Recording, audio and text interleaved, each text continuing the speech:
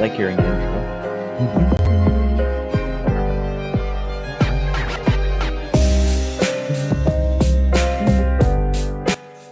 No time for soft fades, folks. We got a lot of stuff to cover today. A lot of sadness, a lot of crazy has happened. I have before we start, I have a quick correction. Last episode, I said Lewis Hamilton is half Bayesian. That was incorrect. I was corrected by my wifey. Half Grenadian.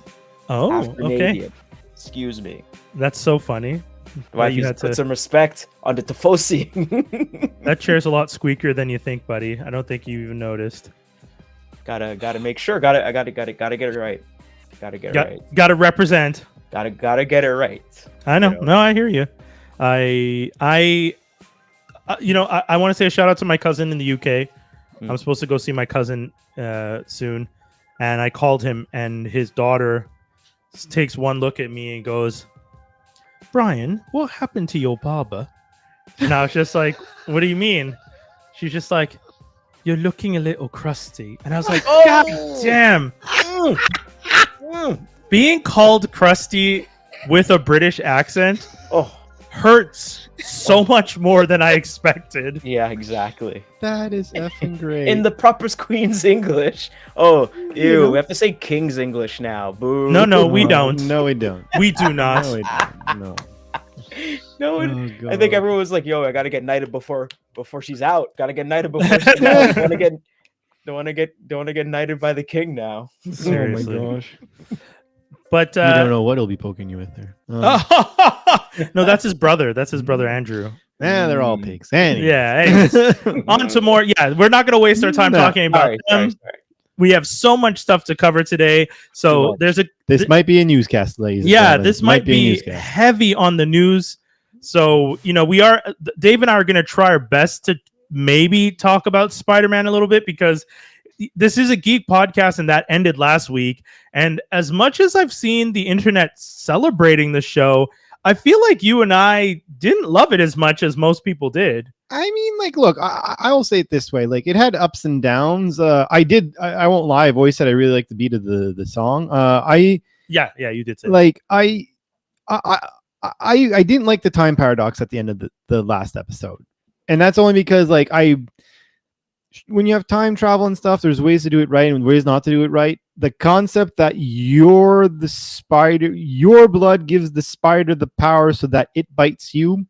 Yeah. I'm not a fan of that at all. I don't know. You know what it is? It's just, I think maybe it's one of those things where they were doing, it's almost like you needed more episodes this season. Yeah. I dare say it's because you needed more episodes. You know what? Let's do a super quick, because I do want to talk about it.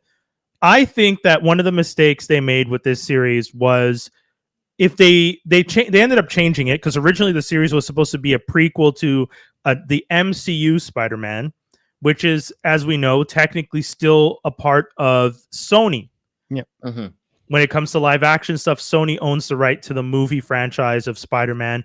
Disney and Marvel own the rights to the animated stuff. So them making a series that's linked to that, to me, seemed like they were giving Sony more clout and control.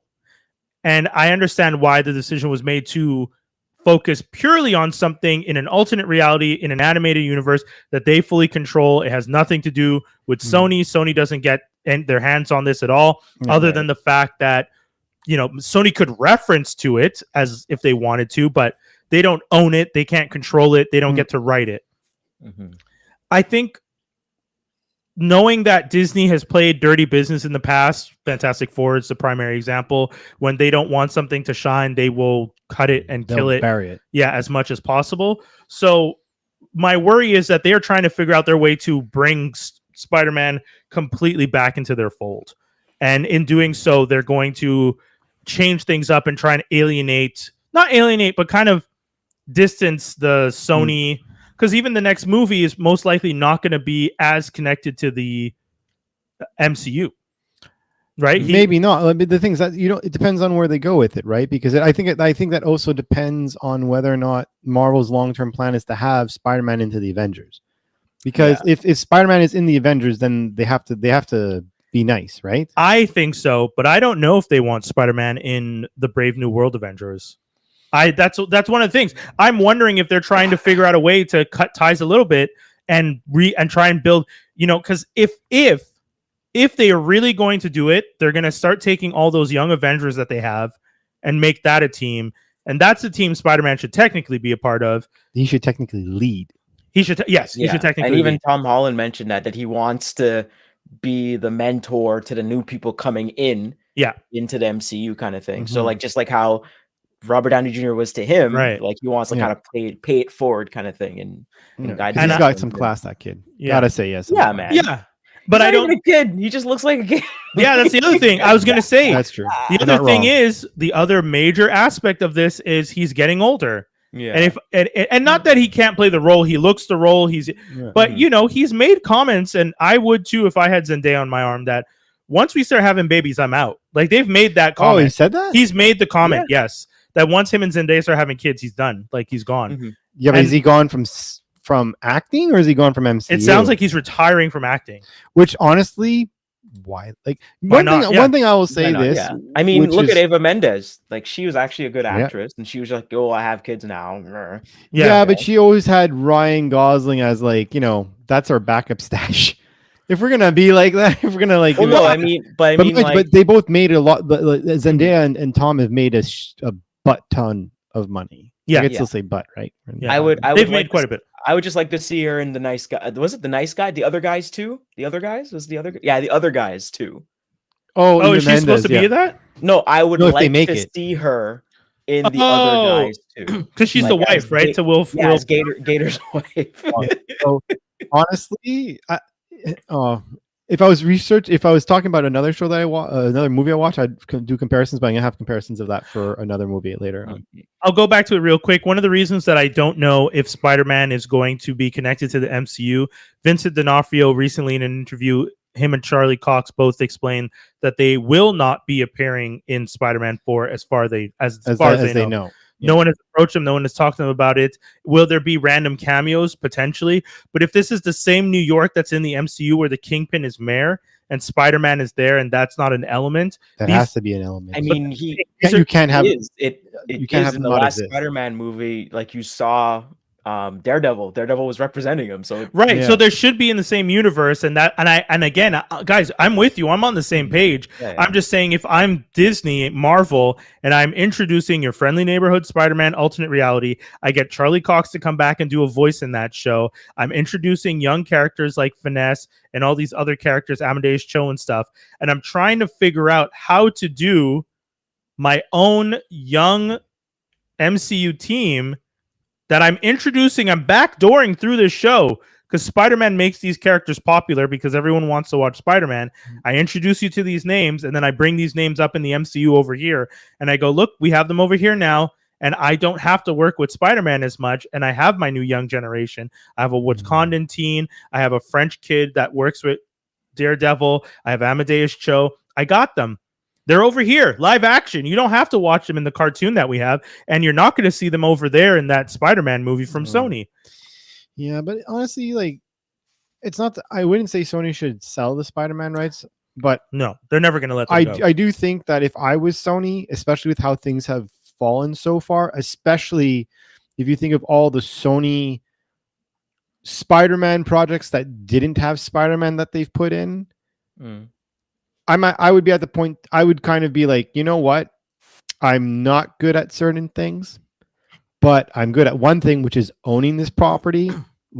I would just capitalize. I'd be like, I'll help you market for my guy only. And here's my massive fee. And that's it. Do we dare say they haven't been good with the Spider-Man IP? The Spider-Man IP, as we know it now, is only popular because they reconnected it. But that's what I'm saying. But that's what I'm saying.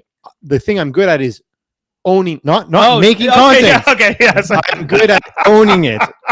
I'm good at making money off of it. I'm not good at making content. Yeah, I've messed up 7 movies of Spider-Man or whatever it is. That is. I've messed up every single spin-off of Spider-Man. Minus, I'll give Venom 1. It was good, but like Morbius.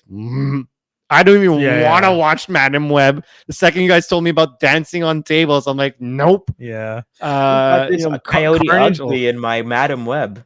Oh, God. Madam Web was bad.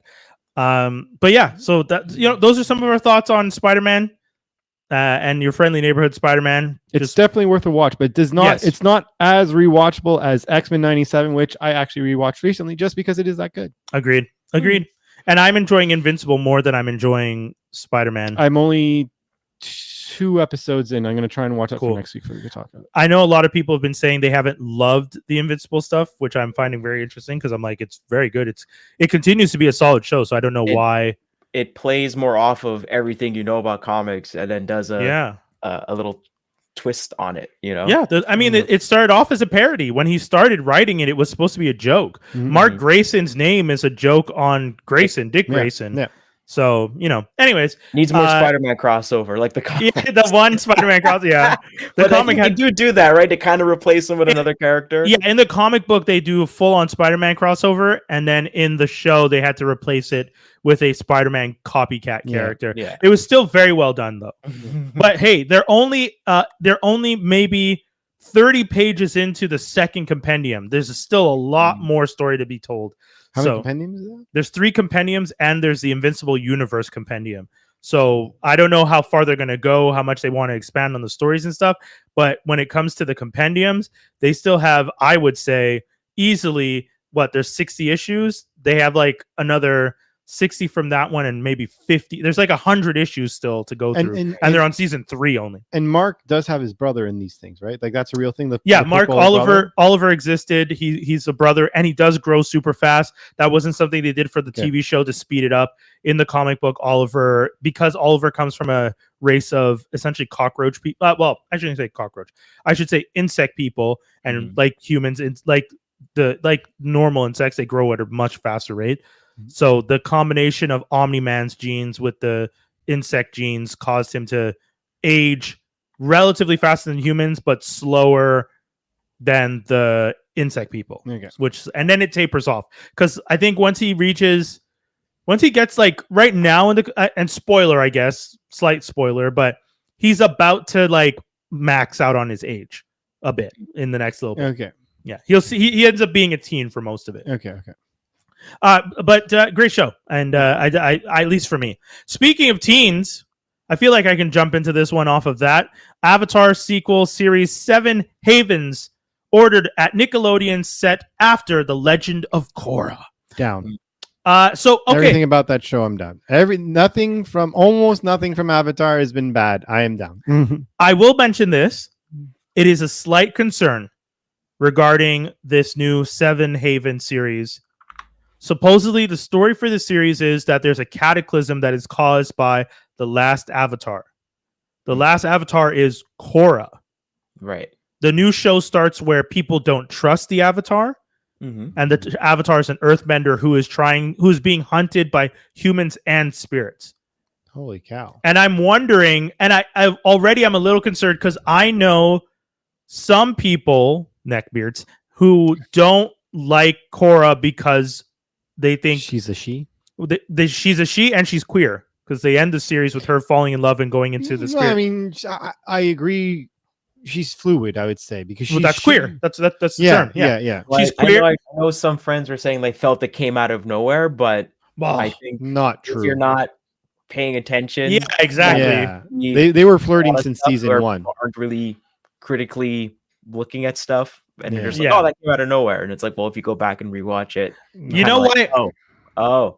You know, we're dating the guy. I think it was the firebender. Yeah, she dates the brother. Yeah, that was out of nowhere. More in comparison to the fact. Yeah, I mean, she does give him googly eyes, but I never thought that even made sense, and I'm happy that they ended it quickly. And I would say anyone who watched the show who didn't notice that she was flirting with I can't remember her name now. I can't remember any of their names. She's a normie. But yeah, she's like a rich girl and an ingenious engineer. Yes. So I will give her credit for that. Yeah. But when Korra and her kind of like making subtle eyes at each other, being cutesy, and it seems like it's just a friendship. But again, if you don't know, this is one thing I want to remind people: you don't know anyone's orientation. So don't assume anything. Stop assuming that characters are straight. When you watch the show, those moments where they're just being cute might be one of them having interest for the other, and it does pay off in the end because they did have interest in with each other and walked off into the spirit realm. I'm just concerned that for those neckbeards who hate on the character and hate on LGBTQIA representation, who already didn't like the character, they now feel vindication at the fact that the avatar Korra messes up and puts the new avatar in danger. And I've already seen people online being like, I never with Korra to begin with. And I'm like, oh no. And it's so bad because like there were so many things from Legend of Korra that was just genuinely good. Like all the evolution of all the powers was so sweet. Oh, lava bending, lightning, like the water, metal. Like I like that it's not just that it like rock elevated to like it's splintered, right? It's either metal or you're a lava bender. Right. You know what I mean? And then like people who are airbenders are usually a bit more fluid with the spirit realm, which makes sense, you know, because they can't get an upgrade and stuff like that, really, you know. They can learn to fly. Yeah, but I mean, which is very difficult. No, but I mean, like that's the quote unquote one of the evolutions of their power, which is. But I get what you're saying. I'm just saying that that's such a rare thing, and it's interesting because the character who figured that out was a character who I would say has the least connection to the spirit realm. Yeah.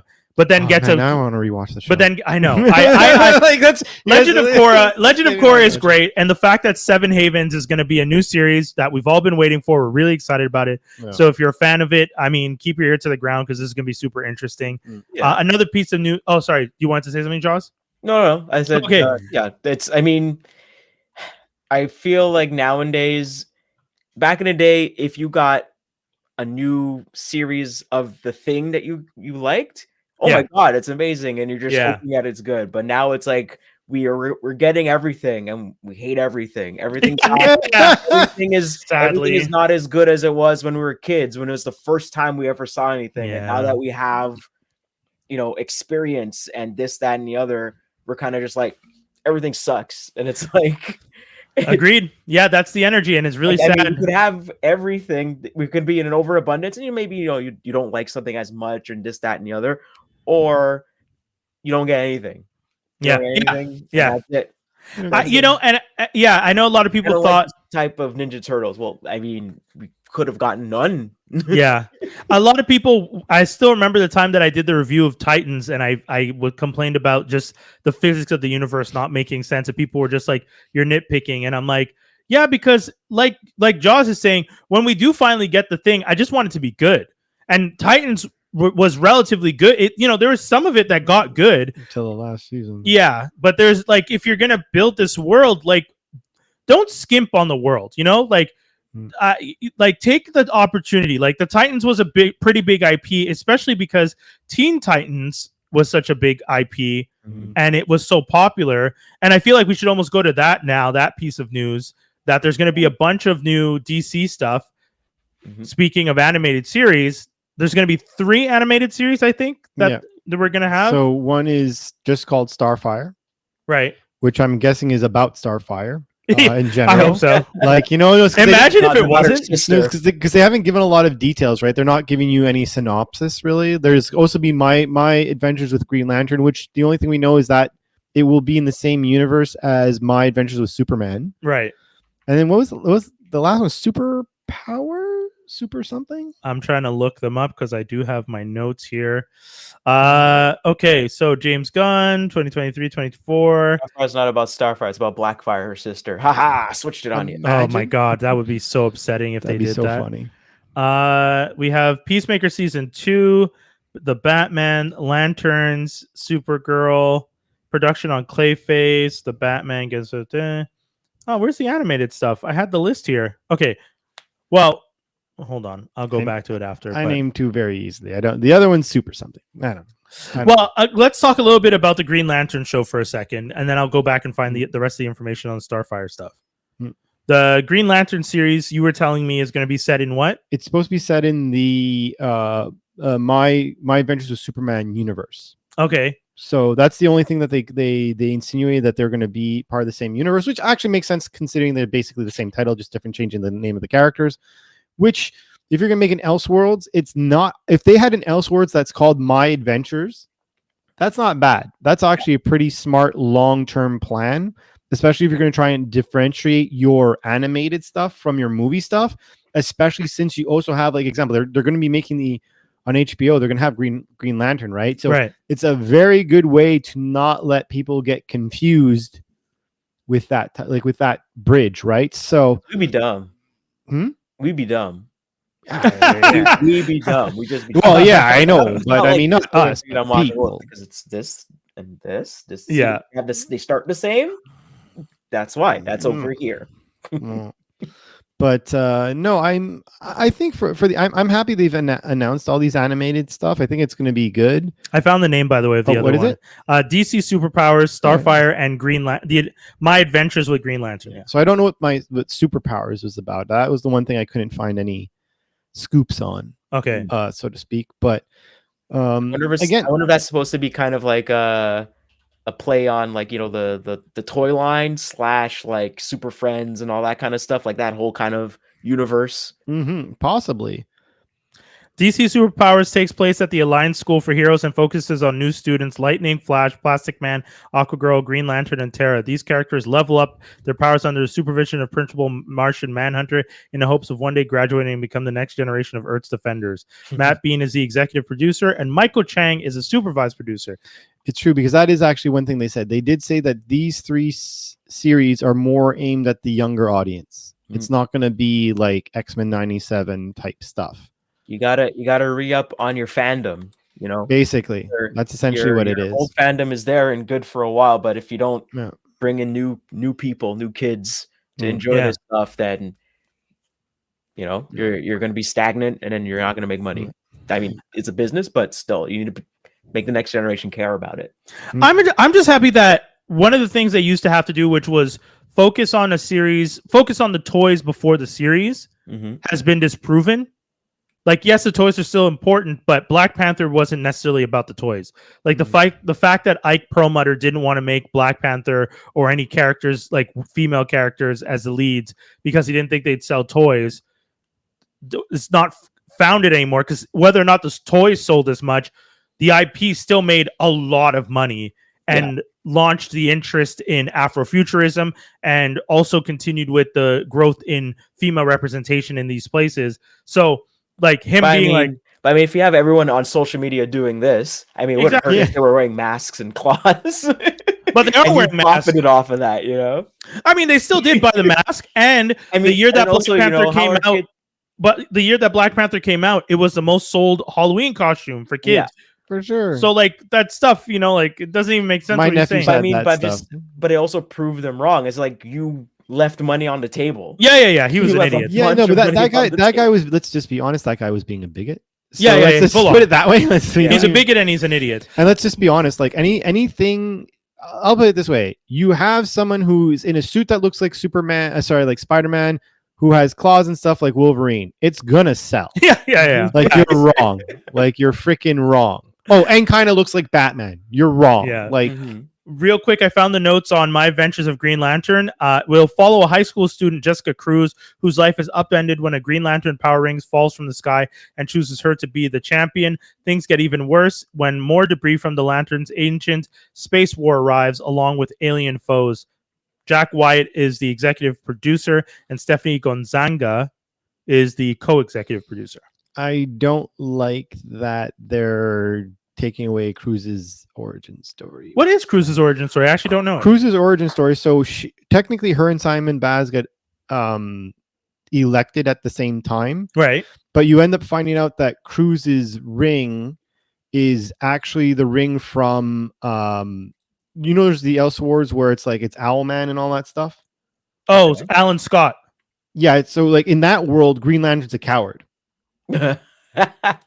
Wait, what? So like you know the one with Crisis of Infinite Earths, right? Yeah. So sorry, I'm playing with that thing. Funny. So in their universe, where everyone else is a badass and an evil person, the one defect is that the ring the ring is a bit more sentient. Yeah. And the guy who has the Green Lantern ring is actually a coward. The ring's making him do stuff that he doesn't want to do all the time. So the ring is actually infected with the essence of that, and she ultimately gets rid of it, or I'm not sure if she necessarily gets rid of it. But she overcomes it. She overcomes it because there's definitely an issue where she is fighting him. Yeah. And at the end of that, I just forget. It's been at least like 5 years since I've read it, so I might be wrong about some of the little details. But I know she fights him on it. I know she beats him, but I don't know if that results in her getting a new ring or if it's just that her ring's not poisoned anymore. But just by what you're describing now, it seems like they're going, which is not a bad thing to do. Yeah. If it's an Elseworlds thing, it's obviously not a bad thing to do. Right. I just found that her story, even though I'm not necessarily the biggest fan of her thing, not because of anything other than like I already had enough Earth Lanterns. I got to the point when I was reading her and Simon Baz, I was more interested in the, let's call it the alien lanterns. I was more curious about the universe that they protect and the other lanterns. Killhog and stuff like yeah, that. exactly. And there's a plethora of them. But like for her, because her thing, her whole thing is that the reason why the lantern, the evil being in her ring was so powerful against her is because she actually suffers from anxiety and agoraphobia. Right. I do remember that was a main thing about the character. She has anxiety, and I remember not reading the title, but reading up on her dealing with her anxiety. Yeah, like as part of the story. Yeah, because she was depicted as someone who had difficulty leaving the house, right, and all that type of stuff. And agoraphobic. That's go save the world, but I want to leave the house. Well, that's exactly it, right? Yeah. So, like, and again, I'm not. I think when I was reading her, I'm like, I bet I could see a ton of people really connecting with this character, right? Like, I mean, half of my Gen Z friends make jokes about never wanting to leave their house, exactly, right, and having anxiety. So it's just like, oh, a comic book character that's like me. All right, exactly, yeah, and really like I'm not trying to connect to the next generation. Yeah, exactly. Like they really were. That's so funny. You know? That one. That's yeah, so basically, funny. And that's not a stab at the character. It's just that when I'm hearing what you just read, I'm like, if they still incorporate all that, because I also think that if you're going to use crews, it's almost like, we've said that celebrities, even if you don't like it or not, you have a responsibility to not do stupid things in front of people. Yeah, yeah. Like we said, you might not want to be a spotlight. You might not want to be an icon, not an icon, but a what's the term I'm thinking of? Role model. Role model. You might not want to be a role model for kids, but by the sheer fact that you're famous, the things you do are imitated and mimicked by the young. So right. So with crews, I do think they have a responsibility to be like, we could address a lot of issues for a lot of, whether it's kids or even adults. Like there's a responsibility when you make a character like that. Like it's even more important not to tread on that history, because I personally would be like, it's really important to keep the essence of the character. So I just hope if they're going to use her, because again, you could have used a lot of other ones. Like you could have used, and maybe they chose her because she's the first her of all the Green Lanterns. Because she's the first woman. Yeah, she's the first woman because they have human now or alien woman. I guess human woman. Human woman. No, they had plenty of girls. It's just women humanoid. Right, characters. Humanoid. Yeah, that's fair. Right. But like it's the first a female lantern, and then very quickly after that you had there's a tall sassy black girl. I hate to say it that way, but she really is. And then there's like a girl who's like a teenager or something. Yeah, the black girl. Kid. The black girl was the one that looked like Janelle Monáe. Oh, really? She had like a jacket with the white pips. Yeah, she has like the green, like she has shades. Yeah, I remember. Instead of like the mask, she has like these fancy. Yeah, shades. I remember the first time I saw her being like, "Oh, they're trying to. This looks like a Janelle Monáe inspired lantern character." I do have information on Starfire, by the way. Go for it. I want to hear it. Starfire serves as the origin story for the fan favorite title character, who is perhaps best known as part of the Teen Titans. The show follows her adventures after she uses an ancient spaceship she discovers on her home planet of Tamarin to escape her planet and explore the stars. Along the way, she'll meet space biker Crush, who is that Lobo's daughter? Maybe. Let me look up Lobo's daughter. Because like the second you say space biker, it has to be. I was like Lobo, and then you say Crush. I'm pretty sure that's. Yeah, Crush, exactly. Yeah, so they're going to be adding Lobo's daughter to this. Along the way, she'll meet Lobo's daughter, space biker Crush, plant-loving Fern, and the magical princess Amethyst of Gemworld, and together they will uncover the deepest reaches of the DC universe, save space dolphins, surf Technicolored nebulas, and boldly soar in the unknown. Okay. Different, something different. It's something different. Yeah, true. Not Earth. And I'm hoping. But I'm just wondering what animation style they're going to use for this. Are they going to go back to the chibi? Is that what it's called? The kind of cutesy thing that they do for the Teen Titans Go. Teen Titans Go stuff, right? Yeah. Super deformed chibi. Yeah. I wouldn't want the show they're describing in the chibi form. But that's that doesn't make sense. It doesn't seem like if you're. I mean, but it depends, right? Be crazy, silly all the time, then fine. That's what I'm worried. Yeah, but if they're doing space stuff, there's a good chance they would do it like that. You know, because remember, right? Like one of their things is that this is supposed to be for the younger generation, so it may make even more sense, right? So that's fair. That's why this is when reading more about it, I was like, I'm very happy that they're releasing these things, but at the same time, I was like, it's not aimed to me, which is a shame. Yeah, which doesn't mean I won't watch it, but there's a chance. You never know. You never know. Yeah. Then them saying that they're going to make Peacemaker 2, season 2. Can't wait for that. Assuming that they somehow make sense of it all and make sense of it all in the universe, because I really don't want it to get convoluted and stuff like that. That, or if they just somehow say he got hit on the head and all the things he thought about Justice League was like a dream. Yeah. I don't know how they're going to get around that. I've said it on this pod before. I've said it to even friends I know. I am not down with what they're doing with the Peacemaker stuff. I am not down with the idea that Viola Davis, as much as gone once again, bless her, she's a fantastic actress. She's great Amanda Waller. Yeah, she kills as Amanda Waller. But again, these are fruit from the poison tree, and I don't want it. I don't want it, guys. You burn, like, if you had. I wonder if the reason they're reusing her is just because and Peacemaker is just because they already have the contract, and if they break it, it costs more money, and then they're like, well, Zab's like, hey, make it work. I don't care, just make it work. I don't want to pay out more money. I don't want to break contracts and pay out money. I'm convinced it's because Gunn genuinely likes working with these people, and then they don't mess around. Yeah, he has a, like, usually when you're a director, you have a crew of people you want to keep working with. Yeah. And I respect Gunn for always finding room for the people he likes to work with.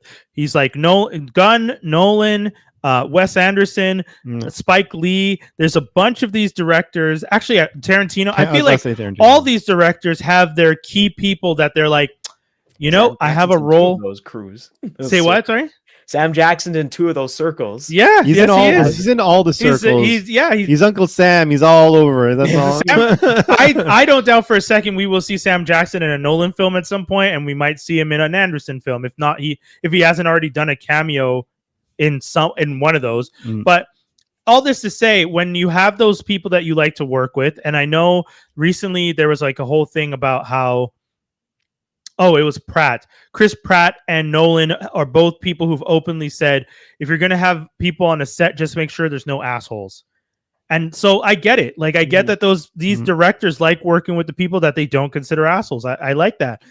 Some of the actors that we might think of as assholes when it comes to working on those sets are probably cool because they're just like, this is the one person. Dave Bautista, for example, is one person. He's great on set. He's great on set with Gunn. But I could definitely see if he didn't get along with the director, he would be an asshole. Again, I would say that with Dave Bautista, he's worked with Denis Villeneuve, right, and James Gunn. So I'm just like, he's worked with like Oscar-winning director and blockbuster dude. Like, he's there like to learn and he's there to understand and I don't doubt for a second he's a dedicated actor. I'm just saying that.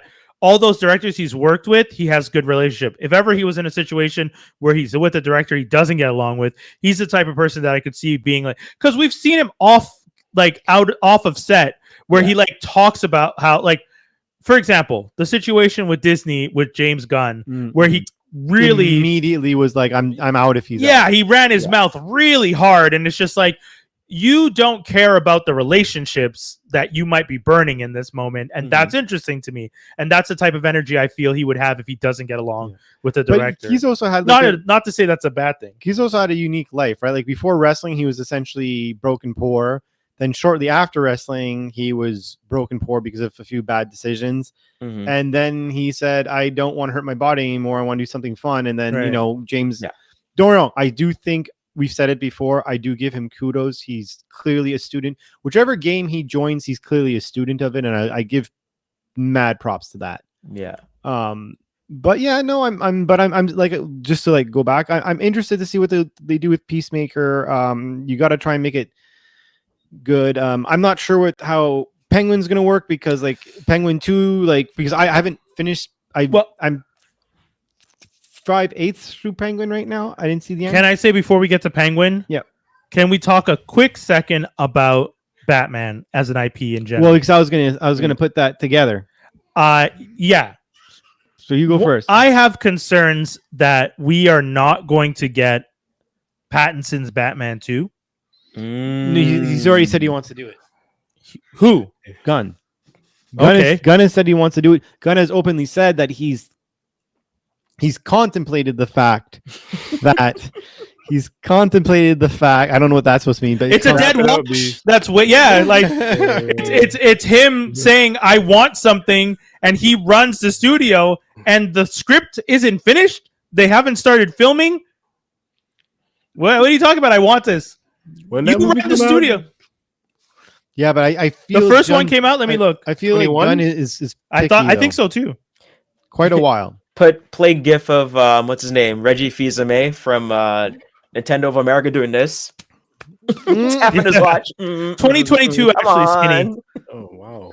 So the first one came out in 2022. We were supposed to get the second one this year. It's been pushed back at least a year. It's been pushed back at least a year. They haven't finished the script. They haven't finished the script. I don't care how many practical effects you're going to use. You didn't finish the script to the movie. You have to film the. The guy might be going through a divorce. Don't get me wrong. I understand. But if I'm James Gunn and I'm running the studio and I know that I want to, let's look at the list of things they want to do Batman related. They want to do another season of the Penguin. They're waiting for Colin to say whether or not he's willing to put the makeup on. They want to do Clayface that no one wants. I think it's a cool character, but no one's asking for a Clayface body horror film. I think that might work. Fun fact: there was rumor that Daniel Radcliffe is being considered for that. By the way. Oh, interesting. Okay, but again, Skinny, it is. Quick question: who pitches these ideas for these shows, and how do I get that job to pitch better ideas? Well, you have to talk to James Gunn, bro. Yeah, I mean, honestly, You have to be James Gunn's brother. because supposedly the story behind Clayface is someone had an idea and pitched it, like wrote it out and pitched it to them, and the idea was so good that they're just like, yeah, we're gonna make that. Well, And then they agreed to make a Clayface Elseworld because it's not gonna be Clayface built in the Brave and the Bold universe. You're Which not is gonna the- make which me is root the- for yeah. Clayface. You're not making me root for Clayface. Yeah, I don't want to, and this is what I'm saying. So I don't want Clayface. I don't want a grounded Clayface. I don't care. Right, Penguin 2, I could do without, to be honest, but fine if you really want to do it. I would be on the side of let's see them shoot their shot with Clayface. I remember with was it James Wan who was doing Aquaman, and then they had the trench area. Right. And then you're like, oh man, what if they did that as a horror movie and we followed that part of the sea and stuff, and that was supposed to be part of it, and then that never happened. They pulled obviously. it, yeah. So I feel like if you have all these universes, all these like Marvel and DC and this, why aren't you trying to do different genres in that universe? Yeah, you're not wrong. They all can't be Guardians of the Galaxy, Iron Man movies. Agreed. Like, why the hell? Why? And Marvel, how's everything different? And taking from Marvel's playbook, I agree with you. Marvel did, like, you have the Winter Soldier, which is like a spy thriller. You have the Iron Man, which is like military industrial complex, and in the first one, then you have like the Mandarin in the third one, like insurgencies and stuff like that. And then we saw like Guardians of the Galaxy was funnier. Wakanda was political, Afrofuturism. Like, yeah, they did a bunch of different stuff, and I hope DC can do that. I'm just saying though. Again, I always say it's this. Elsewhere. I'm not expecting it. But like, for is it a series or is it a is it a show? But can we please step away from Batman a little bit? But it's No. leaves. But it's not even. It's like Rogues But Gallery. Yeah, but it's Yeah, still but Batman. Because here's the thing, right? You're going to do Clayface. How are you going to do Clayface without showing Batman somehow in this film? Oh, You're if gonna they give do us I see had a way. Gotham. There's a way. We had There's a way. Gotham. For how Everything many from seasons? behind the cowl? No. We had the TV show Gotham for how many seasons, and they But weren't allowed to use Batman. But Bruce shows Batman, up, but he Batman, can't use Batman. Batman, quote unquote, is there because he's Bruce. Like Bruce is in the story the whole time. He's just a He's kid. just not of age. There's a way to do it. Hit Go us, on. Skinny. Anybody listening. see the Batman, that show? Yeah, Yo, back in the Batman. day, yeah. You remember how they did Clayface 1? It was a cop, the black dude, and then he got like hit with the chemicals, and then he was like starting to fall apart, and then he became Clayface eventually. Like he just kind of snapped, but yeah, he was still a cop. And Right. then eventually he was kind of good, but like yeah, they could do that way. But they said they're gonna do a body horror story. I don't see them Clayface's doing body horror. Yeah, bro. In general. I get it, but I'm saying if you're gonna do a body horror story, what Skinny's describing doesn't stay body horror. Like No. just because his body's horrific, he's a cop. Like you're Was gonna a give me cop. body horror superhero? I mean, I don't know if it's superhero or if it's body horror. Oh no, I don't want to see this good character, this good person become this monster. Right. You know what I Yeah. mean? You know, you throw a single parent in there, daughter that he doesn't see, evil wife, all kind of things. So we're getting Sandman. We're getting a good Better version of this. Sandman. You're getting Sandman versus kind of like slash Spawn. No. You know what I would do? That sounds worse to me. I'm sorry. I would do a thing, a guy going down into descent, like a good guy then being corrupted by all his power, and the end when he gets like undone, you have Batman there, but you never really see like his face and stuff. Nope. Like you see him for like 2 seconds at the end because he foils him. I mean, He foils him, so then it's all this build thing. Dude, do you think if it's a one-off, you can't do it? You can't make it like that's the one thing that people gotta start doing, right? One-offs have to be exactly that. One. Right. It's yeah. gotta be We Batman learned that Dead from End. Venom. You know, It's gotta be Batman Venom and Dead Denim. End. Yeah. I don't know. I don't want Clayface. I don't want the Penguin. I don't like this dynamic duo.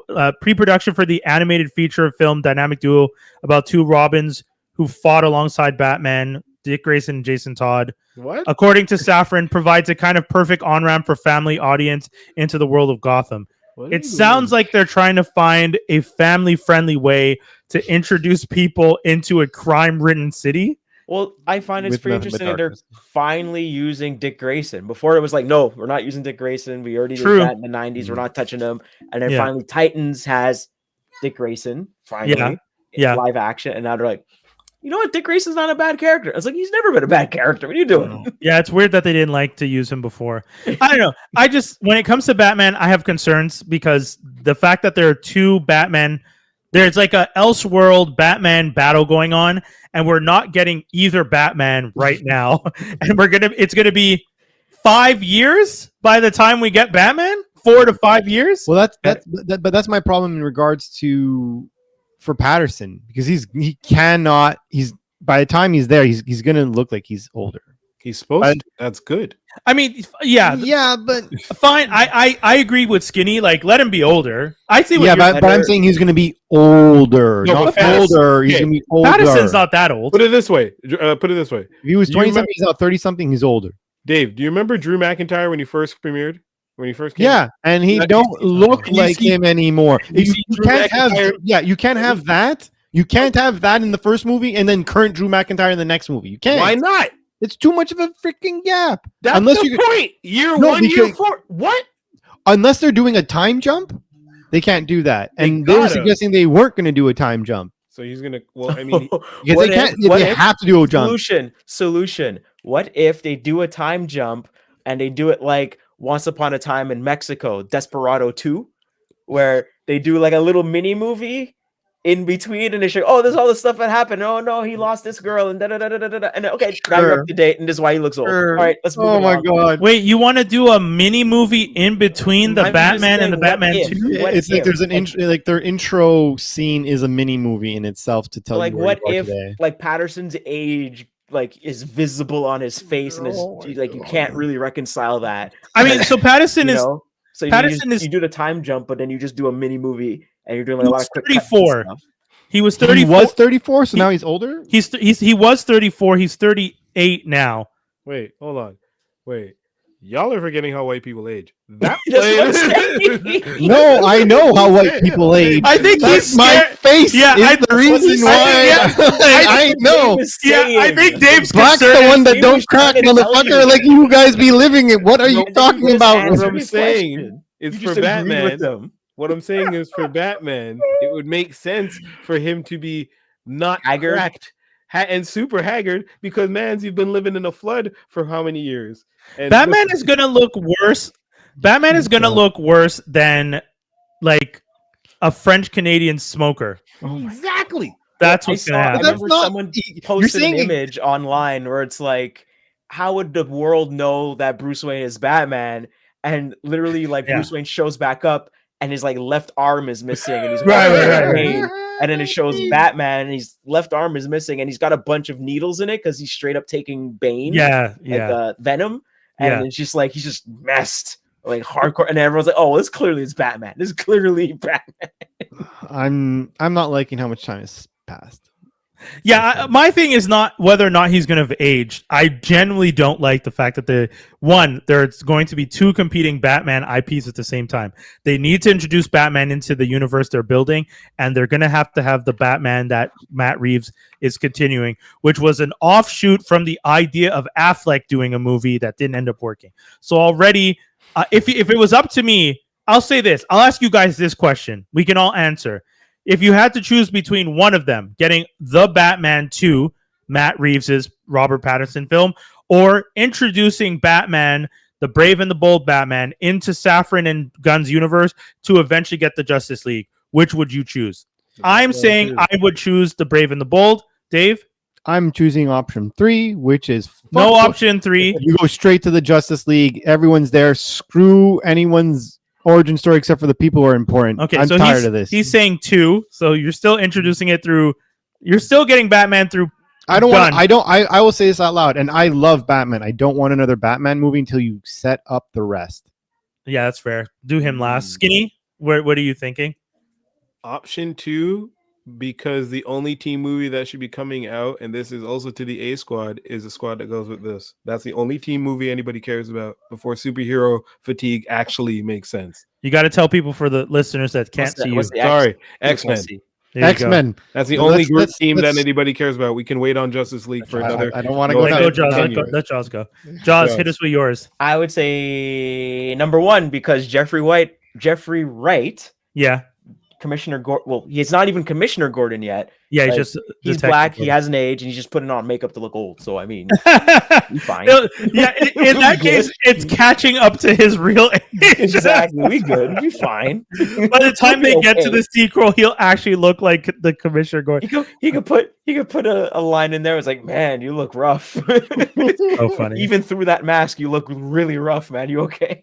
So technically 2-1 to whatever this weirdo voted for with his third option that doesn't count. Do the rest. Stop doing it. Stop kissing Batman's butt. Even this. I'll even say this. It's funny hearing you guys say this because I said this like 2 years ago.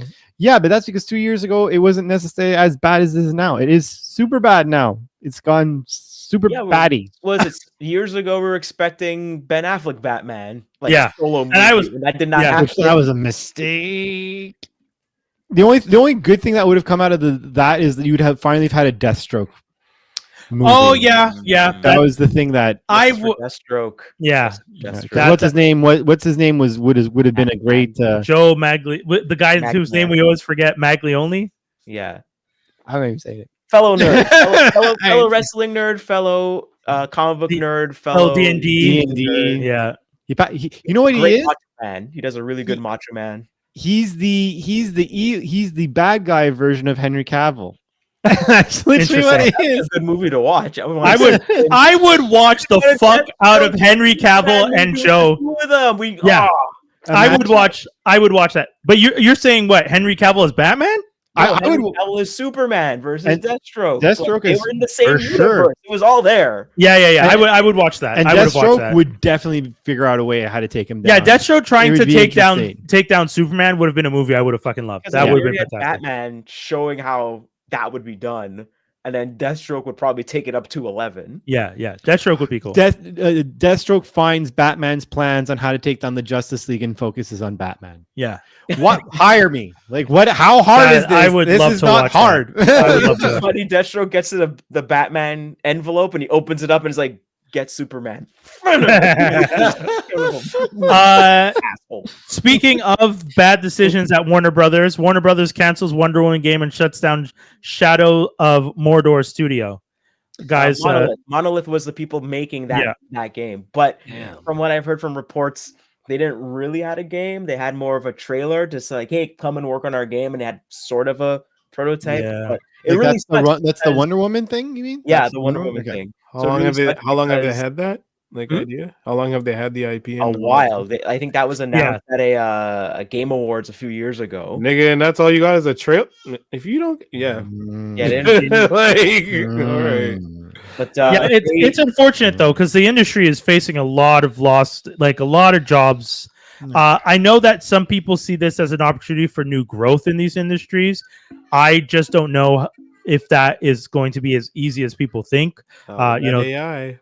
Yeah, getting competitive with these studios while they are, I guess they're making cuts though too. So I don't know. Maybe it's not impossible for young up and coming indies who are working at these studios and lost their jobs, who are really hungry and want to show them like, "Oh, you gonna get rid of me? I'll show you." And 5 years later, have the best game in the industry. It's just you need the money, and that's the hard part. I worried about them being able to get the funding to do this stuff. Sorry, Josh. I know some people will start making stuff like low end and probably get some funding. Maybe through a Kickstarter or stuff if it's interesting enough. Just to shout out some games that Monolith has done. Shogo, the Mobile Armored Division, that was in '98. They made Tron 2.0 in 2003. So if you remember, before the newer Tron movies happening, they did Tron 2.0, which is a comic book and a video game as well. They worked on that. Fear, which was like what was it called? It was like it's a first-person shooter, but it also incorporates like that creepy girl that comes out the well from what was that movie? Where you watch the videotape and you die. The Ring. Yeah. So like they had like a girl like that, and she's kind of messing up with everybody and all that kind of thing. So they worked on that game as well. The Matrix Online, which was the actual continuation of the series of the movie series, The Matrix, where Morpheus dies. Surprisingly, I think I was like one of the first things in that. And Condemned, if people remember Condemned. And Middle Earth Shadow of Mordor, which was very famous for the Nemesis engine, where you fight somebody, and if they kill you, they remember that they killed you, and then they move up in the ranks because they killed you. And then if you fight them again, they remember, "Oh, I kicked your ass," and they're way stronger because they beat you. But sadly, Warner Brothers clamped down on that and patented it, and no one else was able to use that. So it really sucks. I mean, I don't necessarily trust Zaslav's decisions over at Warner Brothers Discovery, and in the gaming industry, like I said, things are tight, and even in the graphics and effects industry, it's been hard for everybody. So it is a little unfortunate to see stuff like this happening again. Also, the other thing about Warner Brothers video game division, for some reason, their execs are doubling down on pay. What do you call it? Like not MMOs, but like games to pay, live service games. That's it. And that's not what people are feeling right now. And also, if you have a game that isn't good from the get-go, and also if you have a game that people aren't feeling from the get-go, then why would they pay into your game? Yeah, it doesn't make sense. But they think that's the way to go. No, but it's a lot of them don't know what they're doing. They're spinning their wheels, and we fall to pick ourselves up. We got to get to a quick message, but we'll be right back. Don't go anywhere, folks.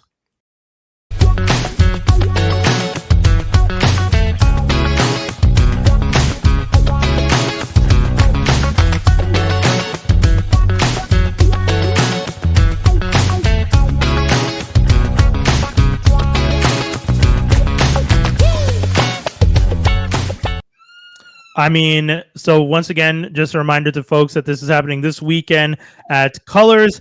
The MTL Movie Club is going to be bringing us an Oscar party, an Oscar watch party. So that's going to be at Colors 4710 Saint Amboise Suite 120. That's going to be on March 2nd, and tickets are available. I'll add the link in the description of this episode. So if you're watching it or listening to it, you can just go to the description and you'll see it there. That is brought to us by Ness, our fellow co-host, who unfortunately could not be here this week. Other piece of news. This one's a really small one, so I'll say it quick. Pokemon Day 2025. Which is February 27th, commemorates the original date of when Pokemon Red and Green launched in Japan. They will be doing a live stream presentation that starts at 6 a.m. Pacific time, 9 a.m. Eastern on the official Pokemon YouTube and Twitch channels. So they're going to have a bunch of new news. Dave, are you okay? Pokemon stuff on me. I'm news. Oh, you I'm don't like excited. Pokemon? No. Wow. I'm excited for the new I was gonna say, Legends game, the new Pokemon Legends game. That was actually really fun. Pokemon's such a huge IP. Like, It's one of the big ones. It's one it's one of the biggest ones. That's why I was just like, that's something I'm surprised no one's tried to do a live action thing about. They did Detective Pikachu. Yeah, but that's not That's as far as you go with that. I never even saw that. Was it good? Yeah, it was I thought it was good. I liked it. It was a lot. okay. Yeah, Ryan Reynolds isn't too bad. Like Pokemon Ryan Reynolds in is the real Pikachu world in that, right? Very weird and Or is creepy. he's Ryan Reynolds. Ryan Reynolds is Pikachu. He's the voice. Yeah. Okay. I think the internet wanted Danny DeVito to play Detective Pikachu, but because it's Ryan Reynolds' production company and it's Ryan Reynolds, and so it's why on earth would anyways? Okay. It'd be funny. You have this cute little thing, and it's like Pika. It's funny. It's like I don't see that as like sellable, but it's profitable. If Not for an hour and a half. Like, I don't want Danny DeVito's voice coming out of Pikachu for 90 minutes. That would not have been fun. Yeah, to me. that's an E-Bombs world thing. They did it. They did do it. They did do it. They did put they did take clips from Danny DeVito's work and then insert it into By all means, make all your fan clips you want. It ain't the official shit, and it don't matter. For an hour and a half. Yeah, no way, man. If I went into the theater and it was Danny DeVito's voice for 90 minutes, I would have been like, all right, sounds like I'm leaving this theater now. I'm walking into whatever film's next door. That's what I would be doing. What else do we got? This one. This is this one's that makes the Neckbeards very happy, which I hate having to read it, but Lucasfilm boss Kathleen Kennedy is expected to retire at the end of the year. Oh yeah, these guys, I saw that. No, yeah, they've been soon, assholes. Yeah, they've been begging for her to be out the door. She got money. Like I don't get it. Yeah, she's been having money. She been had money. Yeah, they've been begging for her to be fired for so long, and I'm sure they're annoyed that she's getting to retire with her package and her 401k or whatever she has that's waiting for her in her mansion and her jacuzzi. But she approves a bunch of like the versions of people, the versions of things that people don't want. They're like, it was female director, female lead, female everything. I know people just piss them off. I do know that people. I will say this. I will acknowledge this part. In the grand scheme of Lucasfilm, there are 2 or 3 things that I would say in the last couple years were not the best decisions. One, the Indiana Jones movie. I don't think we needed that. Mm-hmm. And whether or not Harrison wanted to do it or whatnot, as a head of that, it's for sure Harrison. Sorry. Sounded like he did wanted to do it from what I think it's Harrison's fault. I'm just saying, if you're the head of the studio, as much as you think, oh, this will make money, you make sure that the script and stuff works. And it feels like no one looked over that script. Like Phoebe Waller-Bridge is writing it. Cool. She's fantastic. Let her do whatever she wants. It's like someone look over this script at least once before you get to the complaint I heard about that was like, why is she belittling her uncle? Right? Godfather or grandfather or whatever. Belittling so much. Like, this is weird. Yeah.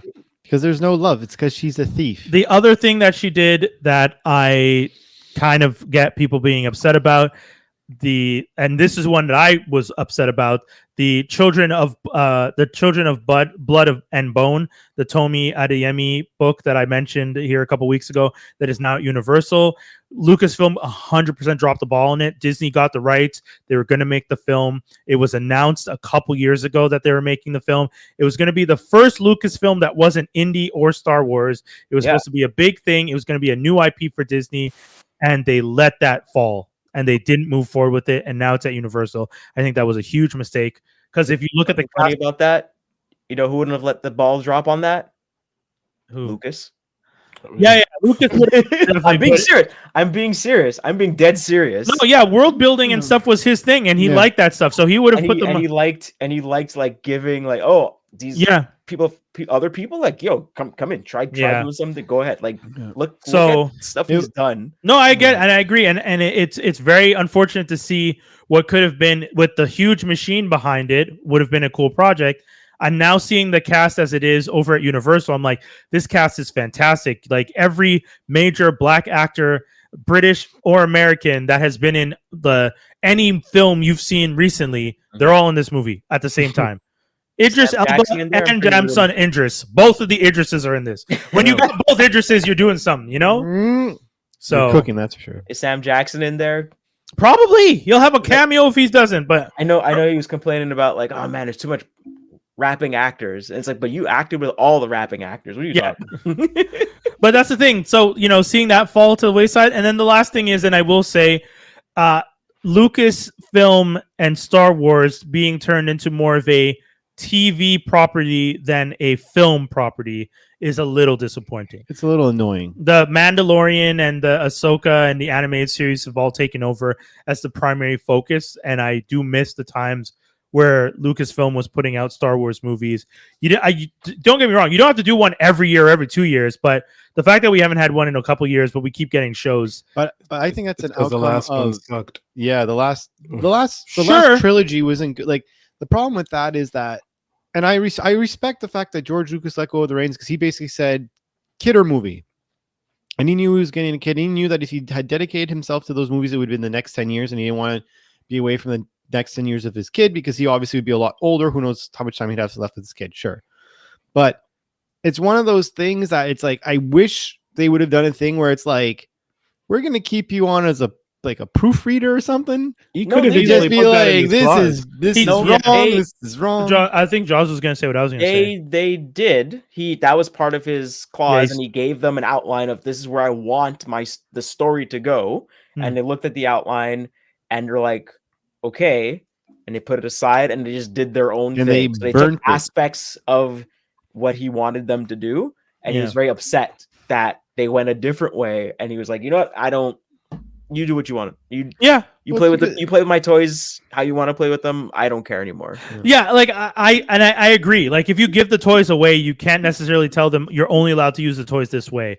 So it does suck. I mean, he did give them an outline, and we don't know if the outline they got was great. We don't know if it was good. I mean, is it going to be more 10 years of trade routes and trade disputes again? Jar Jar is the Sith Lord, which is very weirdly relevant now. Listen, that Jar Jar Sith Lord, if they had brought that back after all these years, would be low key super hot, and it, huh? Yeah, straight up, dude. But they did the Lego one. They did in the Lego one. I was gonna say, what's funny? They did do it, guys, and none of you watched the Lego version where they did it. You want to know why? Because Lego ain't canon for shit. Exactly. That's why. But this is what I said at the time. If it was in Lucas's thing, this is what I said at the time. You guys wanted this so bad, they were never going to give it to you, and they did it as a joke, and it felt like they were doing it to laugh at y'all. But that's why I didn't watch it. And what you just described is exactly why. But that's why also they were never going to do it. They were never going to give you Jar Jar as a Sith Lord. Yeah. As much as you guys think it's he was a Sith Lord to me. Since out of the actor that played Jar Jar, we ain't doing it. We ain't putting another actor through that shit. The man was semi-suicidal because of the reaction. We done. Exactly. We ain't giving you anything nice no more. You guys shut on Jar Jar so hard. I'm one of the very few people. I'm saying the royal y'all, the people out there. Yeah. Don't point that. The people out there who hated on Jar Jar, but then were like, Jar Jar as a Sith would be sick. It's just like, but y'all hated on this man so much that they killed the character. Like in spirit, Jar Jar is dead. Like, yeah. You bullied the man out of acting, and it's only like he kind of like had to get his head right, and he came back and he did the Star Wars trivia show. Yeah, and he talked about his journey and stuff like that. And he did one episode of the Andor. Oh, he did. Yeah, there's an episode where he is on a speeder. I don't remember if it's Andor or if it's Ahsoka, but he's in one of the episodes. He has a cameo as not as Jar Jar, as like himself as a Jedi. Like right.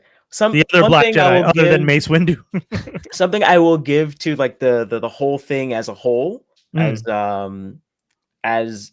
Star Wars and Disney's hands and stuff. A lot of people that wish to be in the Star Wars universe got to be in the Star Wars. A lot of nerdy actors, a lot of nerdy comedians. A lot of comedians. Daniel Craig being Star Wars got to be in Star Wars. Daniel Craig, finding out that Daniel Craig is the stormtrooper that bumps his head is so funny to me and gets manipulated by that stuff like that is great. Well, that sounds like Law and Order stuff. Yeah, you know what I mean. Actually, this is almost a perfect time to do it, but we can mention this. The casting director, Debbie McWilliams, announces her departure from the Bond franchise after Amazon locks down full control of the IP. So I don't know if you guys heard, but the Broccoli family, who is for 60 years since the first Bond movie until now, has owned the IP and has been in control of the IP, has decided who will be cast as Bond and stuck to their guns with making cinematic projects and didn't dilute the IP in any which way or form. When MGM was bought out by Amazon wanted more control of Bond. The Broccoli family and Bezos did not have a good relationship. They've even referred to them as like fair weather fans, kind of like implying that they're not really about the IP like we are. Yeah.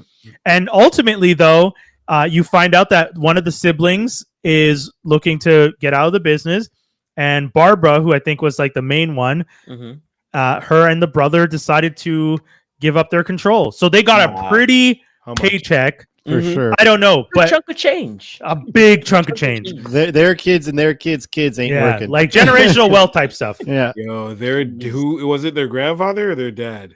It was their dad who was in charge of it. Yeah. No, but okay, fam. Their dad is going to be like, "What did you do in my name?" He passed away. He passed. He's passed. Yeah, he's passed. Yeah. Exactly. That's exactly why they. Oh, you mean in the afterlife? He's going to be.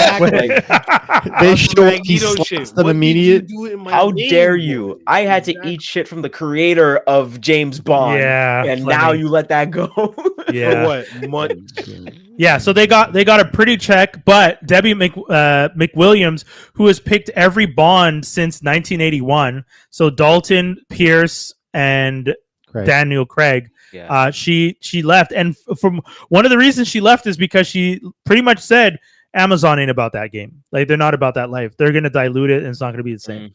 So she bounced. So. Yeah, but I feel like that'll be one bad movie, and then they'll be like, okay, we either don't do this anymore, or we have to do it right. Because Bond, you can't. The one thing I loved about Bond, and Daniel Craig's Bond is a bit of an exception, only because it's technically a holistic story. But one thing I've always loved about Bond is that you know who Bond is. There's never, with the exception of Craig, there's never an origin story, and you're flipping characters, and no one cares. How many Bonds have there been? And I've always said it. Superhero movies need to take a Bond approach to things. Yeah, I've always wanted them to explore the Bond universe a little bit more. I've always said I would love to know. They should make an MI6 movie just to know how that stuff works. And that's what a lot of people have been saying. A lot of people are saying if Amazon gets their hands on it, we're likely going to, and this is one of the comments I heard, we're likely going to get some Russo-style Bond my Lord, no. series. That monkey's paw. So I am a little scared of what happens when, because the Broccoli family was kind of like British aristocrat. Like, they were like in the know, blue bloods, upper crust, noses up. Sure. But they protected the IP. But their family is still really strong in the British community, whether or not they are themselves right, because everyone really does love Bond. I mean, Bond's their thing, so it's like I see. So like to me, it's just like they did so well at protecting the IP, and then to give it to like Bezos, who is essentially a Bond villain. He's literally he's pretty much the villain from the Pierce Brosnan. What was the Pierce Brosnan one with the telecommunication guy? With Terry Hatcher, Tomorrow Never Dies, right? But that was supposed to be what's his name, the guy that owned News Corp, right? Guys, Murdoch. That was supposed to be. That was literally supposed to be Murdoch. No, I know, but it's just the idea that like it's the billionaires who are evil. Yeah. They did that movie, but they did it like 20 years ago, and now the villains of the movie, the guy that looks like a Lex Luthor, is now buying the rights to Bond, and we're gonna end up with like Scorpio from The Simpsons, and that's what I'm No, like. but Scorpio was likable. Yeah, Scorpio was It was actually- like your likable boss, but it turns out he was trying to rule the world. That's a bit different. Yeah. Hey man, I'm just worried about what. Sure, I'm just saying there's a Bezos lot of controlling movies like Bond that, is though. bad. Like A lot That is of not a lot something of we more should recent watch. movies. A lot of more recent horror movies are like that, where it's like these people that are just screwing you and running your life and stuff, and then you ask them, "Why are you doing this?" It's like, well, why do you let me do it? so crazy. Heretic. I haven't seen that. I definitely should check it out though. I've heard good things. We have what? 2 more things. I'll bring this one up because I know Skinny, you got to bounce. John Bernthal to return in a Punisher special for Marvel and Disney Plus. I don't know if you guys remember that they did the special Werewolf by Night. Werewolf by Night, and they did the special, the Guardians of the Galaxy Christmas special. Right. So they're going to be doing those like Marvel special presentations, and it seems like we're going to get Punisher returning in one of those. So it's not a film, but it's not a series. It's going to be like an hour and 10 minutes. I don't know how I feel about that. I'm a little disappointed that it's. I just want a full movie. Yeah, at I that was about point. to say, like, If you're going to give us an hour and 10, give us an I hour and feel like- 30. yeah, I feel like Barenthal knows the weirdness with Punisher right now and how certain people Yes, the interpret blue him line and all that. Yeah, and just like That's true. Let's- they'll do they'll give it a good hour 20. You know, like yeah. If you give it an hour 20, you may as well put it in the theater. Then Yeah, that's one thing. that's my problem. Because look, Skinny, But check this out. Don't want to egg on the idiots. Remember Joker? Mhm. No, yeah, I see you. You hear what I'm saying? Exactly. You and Josh are Boom. saying, yeah, Boom. I Remember- get You it. hear what I'm saying? I Let's get keep it. this It's- low because most of these dum dums can't afford Disney Plus, my nigga. So let's just I mean, Neckbeards can't afford Disney Plus. that's Beautiful. the title. That's so good. Vince McMahon voice. No, for real. Yeah, just keep it on the low for the good people with the brains and the monies that can afford it. Neckbeards can't get to it because if it's in a $5 theater, yeah, Punisher. Let's get all the no, we don't. Oh do that. my god! We don't. All right, gosh, It's sad that we live in a world where that actually is a thing. I know. No, I know. I get what you're saying. God. Yeah, the fact that we have to think, I don't necessarily want more Punisher out there because there are people misunderstanding what Punisher is about is very sad. But yeah, Exactly. I'll like They it. think what he's I'll doing is understand. good, but it's yeah. it's not. Yeah. No, the Punisher is not a good person. I like the character, but he's not even an anti-hero. He's just murdering Yeah, people. Crazy. he's Like, not a hero. you He's a have mercenary. murderers that Yeah. you have murderers that exactly. did that, and then you still put them behind bars. You got Luigi, Well, you got the black guy shooter guy. But it's just like people who are like, Homelander's pretty cool. Like, no, he's not cool. Yeah, he that's is insane. not cool. There's nothing cool about him. And even the show is commenting on him not being cool. Yeah. And still, anyways, before we pivot to another thing, one last piece of news that we have, because we really did have a lot of news for this episode. Ayo Edebiri is not only in talks to star along Daniel Kaluuya in the live action Barney, she's also tapped to be the writer. For Barney, like Barney For the Barney. dinosaur? Barney Well, the yeah, Dinosaur movie is being made by A24. Stop it. I was Stop. hearing Daniel that this Barney Kaluuya- movie Stop it. is not going to be like hey, it's going to be Happy Barney. It's going to be like, yo, it's rough Dude, out here, Barney. I mean, crap Barney. Like, Hard Barney. Dude, this is, and the fact that it's A24 with Daniel Kaluuya like tapped to produce, he's been involved with this for so long that I'm like, how much does Daniel Kaluuya love Barney? Like, what are we talking about? But yeah. he likes playing with kids. Oh no, stop it. This That was low hanging fruit. You It's made like it- how he you likes made how it they're creepy. hanging low. Eh. You're making it creepy. I like that Josh just stopped talking. He's just like, Huh? I don't want it. I don't want to encourage. I remember like him hearing about no, what was it he did when Kaluuya? when he accepted an award and he said I want to thank my mom and my dad for having sex and having me. just saying wild stuff. Yeah, Kaluuya does. Kaluuya has had some weird ups and downs. Thankfully, he's in a better place. But there have been moments where people are talking about like he got rid of his team. He has like some holistic healer as his only person he communicates with, and Oh no. I was like, oh no. You know what that reminds me of? Remember, was it not Black Star? Is it Guru? Oh, Jasmine Taz Guru. Yeah, Yeah. yeah, that's what it reminds me of. Where Yeah, you there just was some had that weird one person, and then all of a sudden he's like, oh yeah, that person's supposed to get all my money, and it's like, wait, what? When I die? Like, and that's all the news. That's we talked It all. only took an hour and a half 1, almost. 2, 3, 4, 5, 6, 7. Yeah, that's everything. We went through everything. I was worried we weren't going to get through everything, but we're pretty much at the end. We even talked about Spider-Man. We even talked about Batman and all the DC news. Man, we really got through it all. I'm very happy with that. It was a lot. My last thing that I'll say before we go, I wanted to talk about Suits LA, only because it's John Amos's last performance, if I'm not mistaken. He is a guest star in the first episode. And although the episode is not good, I will say that Suits LA did not impress me. Stephen Amell's character is doing nothing but yelling, and every other character. Stephen Amell is the lead character, and all he does is yell, and it's very unfortunate. It's very, very bad. And every other character and actor on the show seems to be bringing their A game to the stage, but with Stephen leading, it just feels weird. So, I mean, I'll give it another episode, but I don't. This is definitely not the original Suits, and it doesn't feel like it at all, and it's very unfortunate. But it's to be expected. It was going to be a sequel, so it is going to be a little bit different, and we knew that. It's no Empire. No, it's really not. And then that's it. I think we covered everything. Yeah. I think one little small thing I have is I was watching the newest Love is Blind, but only the first episode. My girl was kind of like, this is really boring. And just to let you know, like I think 5 of the top guys are all white, but it's not bad that they're white. I think the problem is that they all have the same haircut. Oh no.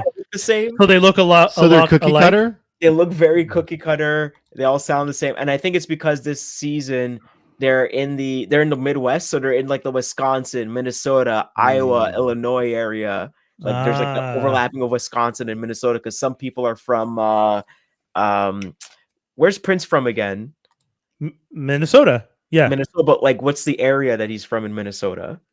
Oh, I don't actually know. I just know he's from Minnesota. Sorry. Yeah, he's from Minnesota. Yeah, so it's like that area, and I think we only saw like 2 black people, like one guy and one girl, and that's kind of it. And then someone made a joke about like, this is the reason why you need DEI, because 5 black dudes that all look the same, all have the same haircut, and you expect me to know which is which throughout this whole season. This is really hard. This is hard to follow everybody. Jesus. Wild. Guys, that's it. That's the whole show. We want to remind you guys to check out this weekend. We're going to be, I'm planning to go to the event, the watch party for the Oscars. MTL Movie Club is throwing. It's going to be at Colors, which is at 4710 Saint Ambroise, Suite 120. Tickets are available at the link in the description, which is either on the YouTube or in the description on wherever you're listening to this podcast. You can also make sure to check out at Movie Club on socials, because that's where, or I guess if anything, pretty much officially on Instagram, because I think that's where the focus is for Ness's group. And yeah, so March 2nd, doors are at 6. The show starts at 7, and there's going to be prizes. Shout outs to the folks at Sony. I got a homie from Sony who was watching our episode last week where we talked about this and sent over a vinyl to give away at the watch party. So we have a vinyl, special vinyl that we're going to be giving away on behalf of Geek, Sci-Fi, and Sony for the Oscar watch party at Colors. So make sure to check out more information available at MTL Movie Club. Guys, that's the whole show. Anything you want to tell the people, Jaws? Check out Transformers Slag and the Toy Armada podcast with Aaron Archer on YouTube. And Dave, anything you want to say? Keep it classy. I'm going to say, if you guys have baby name ideas, to message at Merc_with_mouth, because our boy is having an adventure with it. Oh, Lord. I didn't say anything. I'm just saying, if you have name ideas. You got me in trouble last week with this suggestion. Oh, my God. If you don't stop. You just I literally, I'm not saying names. I'm going to say this out loud one time. He ends up saying Leo for Leo. I heard all morning the next morning. First thing I opened, practically face to face, Leo for Leo. I'm like, oh my God. I didn't repeat anything, but if you have ideas, if you want to give little baby K some cute name ideas, hit up Merc_with_mouth. I thought that's fair. There you go. We out, y'all. Have a good one. We'll see you soon. Peace. Peace. Ciao, bye.